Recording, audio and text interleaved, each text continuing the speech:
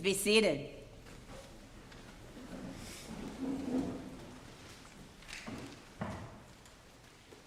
A couple of weeks ago, the wedding that I attended, the wedding with 800 people, a bishop officiated, and at the end of the service, we came down from the altar, and an acolyte handed him a glass of water. And he said, with his mic still on, "I hope that's gin." And they're keeping it in the video. This is just water. It's allergy season. So it's the 7th and last Sunday of Easter. Pentecost is next week. And it's been a long walk since Ash Wednesday on March 5th. That's right, March 5th. What have we learned? What have we been renewed in? How have we been transformed over all those mighty days of Lent and Holy Week and this season of Easter? It's about this time of year where I ask myself again, so what's the heart of Christianity? What am I taking from this? Well, any Sunday school child, if you ask, will probably say love. The heart of Christianity is love, and that's true. The Gospel of John today reminds us of that love, and that love that makes us one. But what's the heart of love? How do we define love? I think the Christian definition is this: the heart of love is sacrifice. Those of you who are parents or grandparents, you know how to sacrifice for your children. We've probably all sacrificed for friends.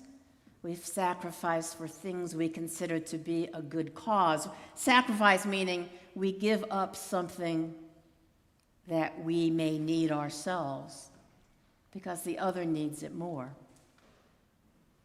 And remember, in the scripture, the word sacrifice means to make holy. So it's not just about, giving up in a kind of Lenten fast way. It's about making a gift of something. To sacrifice is to make a gift of your life in some way, making it holy. The old ditty goes, "They will know they are Christian by their love." I think that's true. But they'll also know we are Christians by our sacrifice. We hear this great story about Paul and Silas today. They've gone to Philippi in Macedonia, which for us now is Greece. And it's the first time the gospel is being preached in Europe. And don't imagine they're visiting the basilicas in Europe. They're trying to make Christians. There might be a few people that have heard this message, but not many.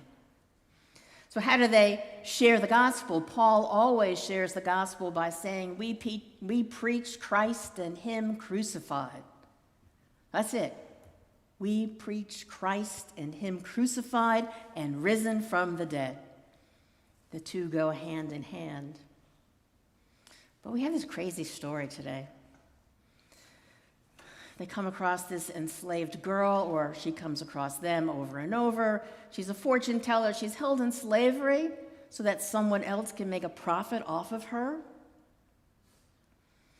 And finally, only because he's annoyed, Paul says, "In the name of Christ, come out of her," and the spirit that's causing her to be a fortune teller leaves her, leaving us with the impression that this was not a good spirit, this was a bad spirit. So she's now of no value to her owners. Now, I don't know what the crime was they committed. What's the crime in healing someone, right? What's the crime in interceding on somebody's behalf? But as they say, no good deed goes unpunished. And so Paul and Silas are chucked into jail. And here's the amazing thing about this story.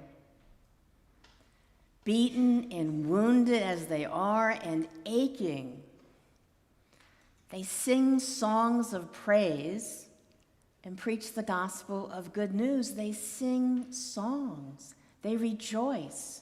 They rejoice in their suffering, which is to say they're rejoicing in their sacrifice, and it's making that sacrifice holy. And we see how the gospel works. It's not so much Paul's eloquence in other places or when he's going to get up at the Areopagus and preach a brilliant sermon. It's the jailer. The jailer hears them singing, and after this earthquake, he's terrified that they've escaped, and now he's going to commit suicide before the Roman authorities kill him. He's been impressed by their singing. Wait a minute, we beat these guys up. They're bloody pulps. And they're happy. They're full of joy. And that's what it means to be baptized into this crazy faith. The whole world is turned upside down. Chief Justice Earl Warren once said, "Everything I did that was worthwhile, I caught hell for." I have found that to be true. When the Christian church is living its vocation to bear witness to the good news, it usually catches hell from one quarter or another, and sometimes even from within itself. Where are we? Where are we here at Christ Church finding this joy and suffering that becomes a witness to love? Our essential witness to love. I was on a video conversation last week with my missionary friends, Monica Vega and Heidi Schmidt. They're serving in the north of Argentina in the mountainous region where the industry is sugarcane and poverty is rampant and deep and has been for generations. And during the video chat, Monica was shaking her head, and she even was a little teary, which is a little unusual for Monica. She's tough as nails normally. She kept saying the cruelty towards the poor is overwhelming. The cruelty, as if by saying the word she was trying to grasp what she was even saying. The cruelty. You may know that the new president of Argentina campaigned with a chainsaw in his hands, a chainsaw. And his message was, we will cut the programs for the poor that are draining our prosperity. Of course, that's not what's draining their prosperity. It's not a secret that a wave of cruelty seems to be sweeping through our world in so many parts, so many regions, and even here in our own beloved country. Monica and Heidi will continue working, accompanying, and advocating for the poor, no matter the consequences. And now in Argentina, clergy and others are being arrested. My friends, the heart of Christianity is love, and the heart of love is sacrifice. But I want to add one more word to the definition. If the heart of Christianity is love, and the heart of love is sacrifice, how do we know when to sacrifice? I think when we are brought to tears. Tears over the plight of a person, a family, a community, or a nation.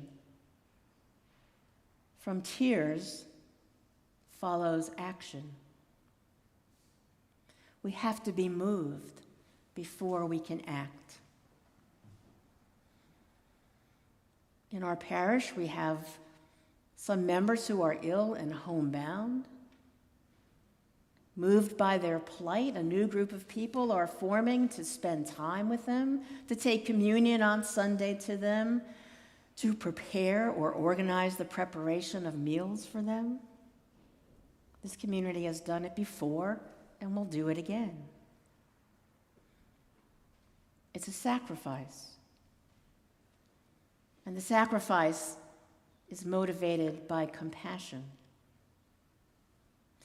Do we have neighbors in our community of Rye, Portchester, Mamaroneck who are in need? Yeah, of course we do. We help. We're called to accompany, to advocate for them. We sacrifice and make holy our offerings. We have a small sacrifice going on now that I'll show you at the announcements. For $30, you too can buy a bag for one of our Blue Skies campers.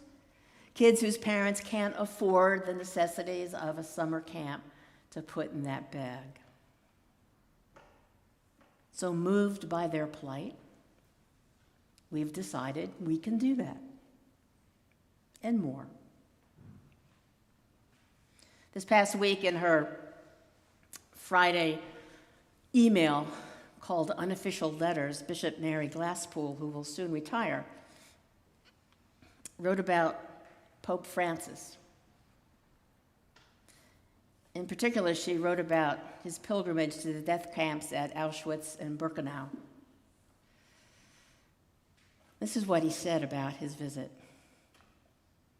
I would like to go to that place of horror without speeches, without crowds, only the few people necessary. Alone, enter, pray, and may the Lord give me the grace to cry.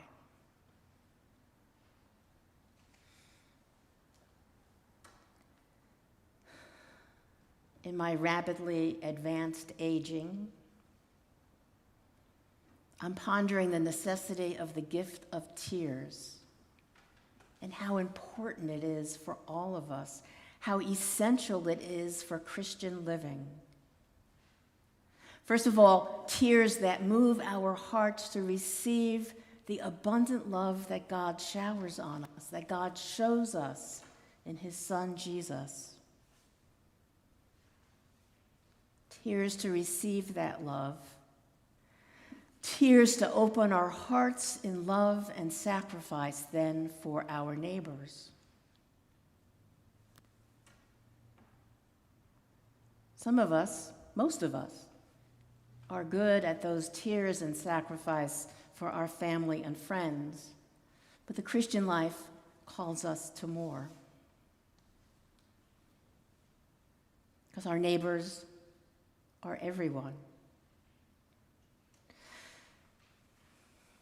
We are becoming so hard as a people, so angry, so joyless. Joyless unless we are laughing at the misfortune of another. And that's no way to live. Jesus prayed for his disciples, that little band of followers, but he also prayed for all of us. That's what the reading says today. Jesus prayed.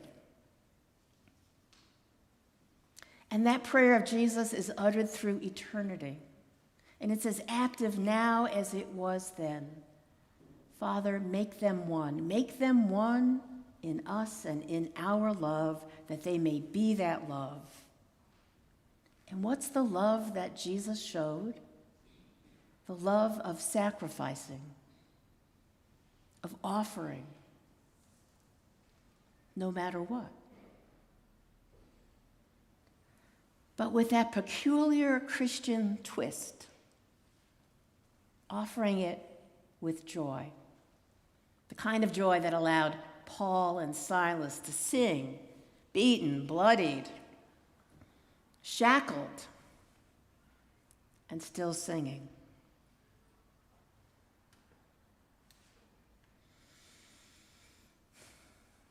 This is the same Jesus who wept over Jerusalem before he entered it for the last time. This is the same Jesus who wept over the death of his friend Lazarus. So we know that weeping is something a disciple does. As we look to the celebration of Pentecost next Sunday and our renewal in God's holy and fiery Spirit, we hear from the cool, calm words of Revelation today. The Spirit and the bride say, "Come," and let everyone who hears say, "Come." Let everyone who is thirsty come. Let anyone who wishes take the water of the gift of life. It's always been a free gift. It remains a free gift for those who come before us, for those who continue to come before us and tweak our hearts. It's a free gift offered with tears for ourselves and our hurting world. So Evie doesn't know this, but I'm going to sing. I have allergies, so you know. This is a great song, you know, about the Paul and Silas story. Eyes on the prize. And I'm going to get you to join me. So first, listen. Paul and Silas, bound in jail, had no money to go their bail. Keep your eyes on the prize. Hold on. All right, I'm going to sing that again, then I'll sing a second verse, and then you're going to join me in all the hold-ons. Got it, choir? All right. Paul and Silas, bound in jail, had no money to go their bail. Keep your eyes on the prize. Hold on. Hold on. Hold on. Keep your eyes on the prize. Hold on. Now you. Hold on. Hold on. Keep your eyes on the prize. Hold on. Paul and Silas thought they were lost. Dungeon shook and the chains came off. Keep your eyes on the prize. Hold on. Hold on. Hold on. Keep your eyes on the prize. Hold on. Hold on.